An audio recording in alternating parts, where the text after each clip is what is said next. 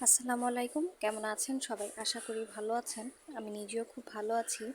এই যে দেখতে পাচ্ছেন দুইটা সন্ধ্যা ফুলের চারা, এটার গোড়ার মাটিগুলো ধুয়ে গেছে। আসলে আমি এগুলো লাগিয়েছিলাম এইটার মধ্যে, এই বাটিটার মধ্যে। তো বৃষ্টির কারণে ধুয়ে মাটিগুলো চলে যায়, আর চারাগুলো বড় হওয়ার কারণে এটাতে আর ছিল না। তো ভাবলাম এখান থেকে এটা সরিয়ে দিই। আর এখানে গোড়ায় যেহেতু একটা অ্যালোভেরার চারা ছিল, আমি ভাবলাম এটা এখানে রেখে দিই। তো আমি যেইভাবে সেই কাজ, আমি এখানে অ্যালোভেরার চারাটা রেখে ওইটা উঠিয়ে ফেলি, ওই দুইটা চারা, আর এখানে মাটিগুলো সুন্দর করে দিয়ে দিই। আর চারাটা দেখবেন এখানে আমি ঘরের কোনায় এসে রেখে দিই। এখানে আরও কয়েকটা চারা আছে, যেখানে যে প্যাপেরোমিয়া গাছটা দেখতে পাচ্ছেন, অ্যালোভেরা আগের গাছটা দেখতে পাচ্ছেন, সেখানে রেখে দিই। আর এই যে যে দুইটা আমি সন্ধ্যা ফুল গাছ উঠিয়েছিলাম, ওই গাছ দুইটা এখানে আমি আমাদের ঘরের কোনায় লাগিয়েছি। এখানে আরও একটা গাছ আছে, সেই গাছটা হলো আমার টগর ফুল গাছ।